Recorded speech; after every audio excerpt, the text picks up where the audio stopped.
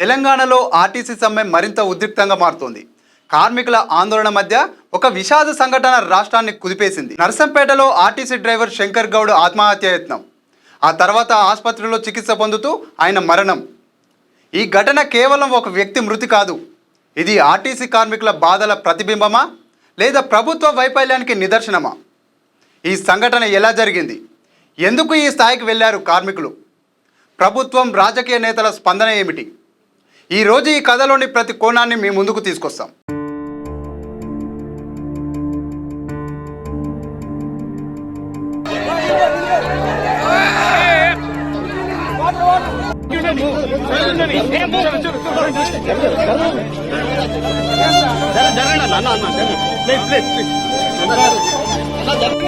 అరే పొన్నం దగ్గర నుంచి మాట్లాడని బతుకు, అరే నీ బతికిదా పొన్నం ప్రభాకర్ అత్తు.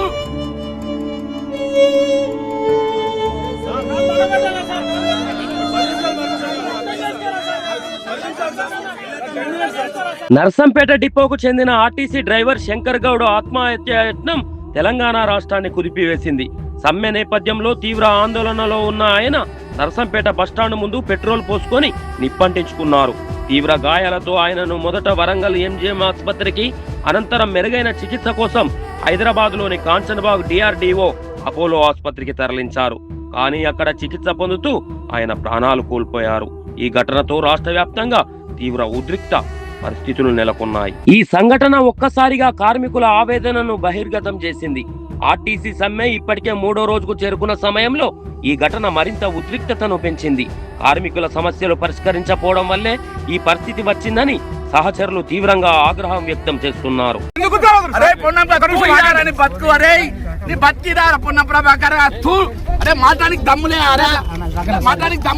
మీకు సిటీ వేసుకొని నువ్వు తెచ్చుకున్నావరా పవర్ లోఫర్ గా ఇదా మీకు బతుకున్నా చెప్పట. ఈ రోజు ప్రైవేటైజేషన్ చేయాలని ఈ రోజు ఒక మర్డర్ శంకర్ గౌడ్ లీడ్ గా ఈ రోజు చంపేసారు. ఈ రోజు శంకర్ గౌడ్ ఎందుకు చచ్చిపోయినారు, దేనికోసం చచ్చిపోయినారు, ఎవరు చేస్తే చచ్చిపోయినారు? ఈ రోజు ఆర్టీసీ వైండ్ అప్ చేసి మియా కృష్ణారెడ్డికి ఇచ్చే ప్రయత్నం చేస్తుండు. వాళ్ళు ట్రాప్ చేసి నన్ను అర్థమైన తర్వాత ఈ రోజు చేసిండు. ఈ రోజు ఒక దొంగ వచ్చి కనీసం చర్చ జరపడు. అబ్బాయినా ఉన్న ప్రకారం మాట్లాడానికి కూడా ఇది నీట్ మర్డర్, ఈ రోజు కోల్డ్ బ్లడెడ్ మర్డర్ ఈ రోజు చేసిండ్రు. నిజంగా చాలా బాధాకరమైన రోజు. తెలంగాణలో ఆర్టీసీ కార్మికులు తమ డిమాండ్ల సాధన కోసం సమ్మె చేపట్టారు. మొత్తం 17 ప్రధాన డిమాండ్లతో ప్రభుత్వం ముందు నిలిచారు. ముఖ్యంగా ఆర్టీసీని ప్రభుత్వంలో విలీనం చేయడం, యూనియన్ ఎన్నికలు నిర్వహించడం, ఎలక్ట్రిక్ బస్సుల కొనుగోలు వంటి అంశాలు ప్రధానంగా ఉన్నాయి. కార్మికులు చెబుతున్నది ఒకటే, తమ ఉద్యోగ భద్రత, జీవన భద్రత కావాలని. కానీ ప్రభుత్వం మాత్రం ఇప్పటికే అనేక డిమాండ్లను పరిష్కరించామని చెబుతుంది. ఈ విభేదాలే చివరకు ఉద్రిక్తతలకు దారితీస్తున్నాయి. ఈ నేపథ్యంలో శంకర్ గౌడ్ వంటి కార్మికులు తీవ్ర నిర్ణయాలకు వెళ్లడం ఆందోళన కలిగిస్తుంది.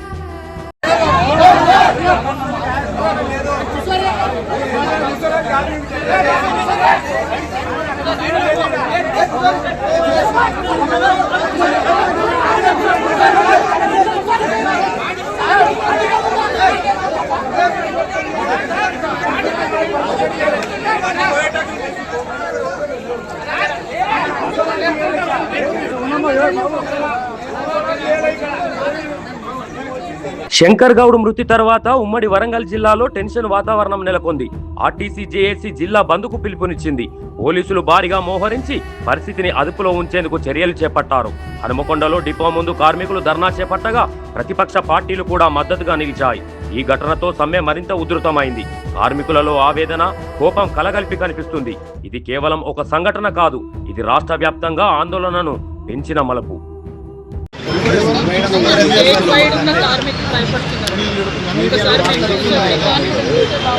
చాలా రకాల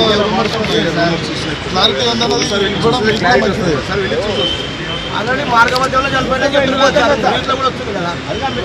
మంత్రి గారు పోయినప్పుడు వేరే పేషెంట్లకు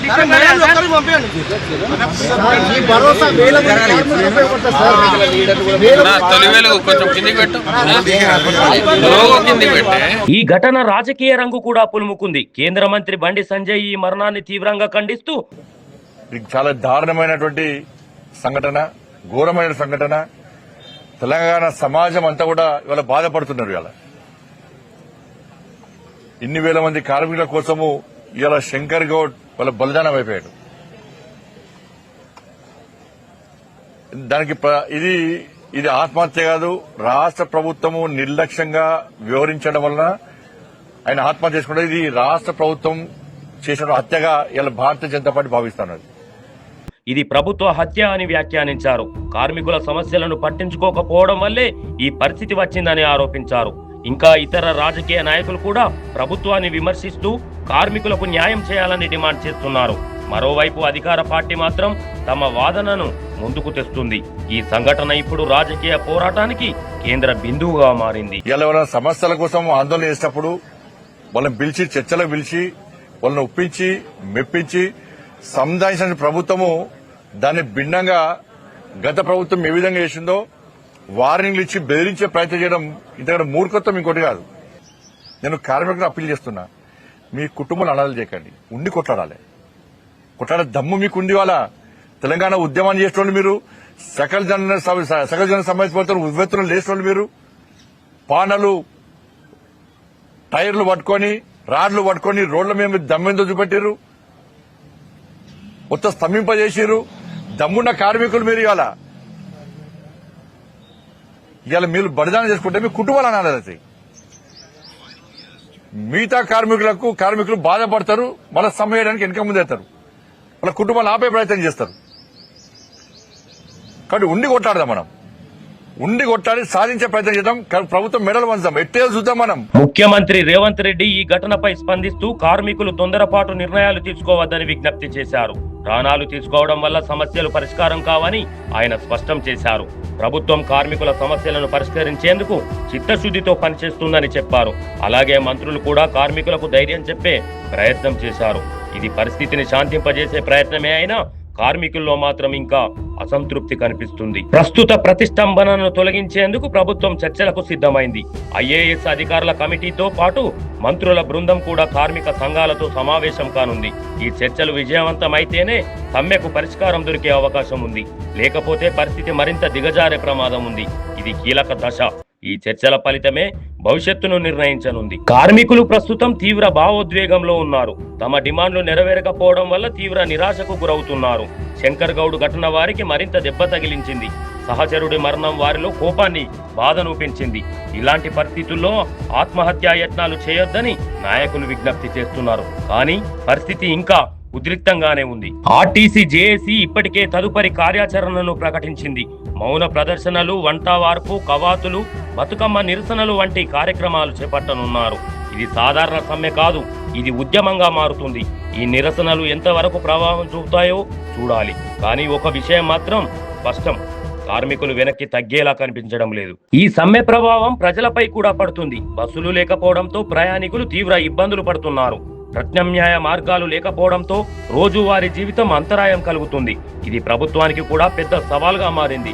ప్రజల సమస్యలు, కార్మికుల సమస్యలు రెండింటిని సమతుల్యం చేయాల్సిన పరిస్థితి ఉంది. మా పరిస్థితి ఏంది, మా పిల్లల పరిస్థితి ఏంది? పొద్దున 5 గంటలకు వచ్చినాము, మాకు తిండి లేదు, నీళ్లు లేవు, నిప్పులు లేవు, ఏం లేవు. ఫ్రీ టికెట్ ఎవరేమన్నారు? అదే పైసలు పెట్టాలి, పోతారు, ఉన్నోళ్ళు పోతారు. ఇన్ని రోజులు పోలే, మా ఏడుస్తున్నారు, మా పిల్ల ఏడుస్తుంది. మా పరిస్థితి ఏంది? ఆడపిల్లలు ఎవరిని నమ్మి పెడతాం సార్ మేము? ఇవాళ రేపు నమ్మరాకుండా ఉంది రోజులు. ఏమన్నా అయితే మాకు వస్తాడా రేవంత్ రెడ్డి? మళ్ళీ ఆడపిల్లలకే ఫ్రీ బస్ అని అన్నారు. ఆడోళ్ళకే ఫ్రీ బస్ అంటాడు, ఏమేమో చేస్తాడు. ఇట్లా రోడ్ల మీద ఎంతసేపు అయింది? 5 గంటలకు వచ్చిన, నీళ్లు లేవు, ఏం లేవు.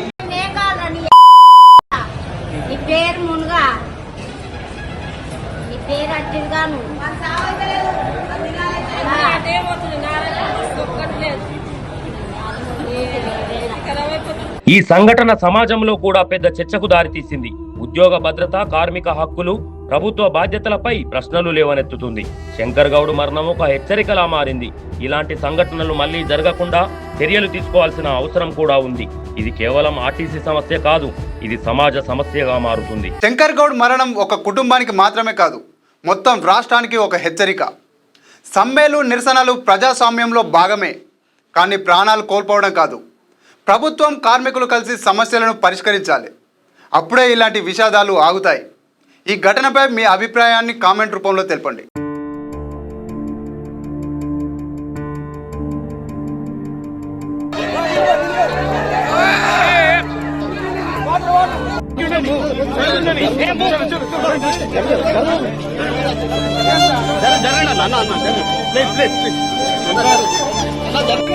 అరే పొన్నం బతుకు అరే నీ బతికిదా పొన్నం ప్రభాకర్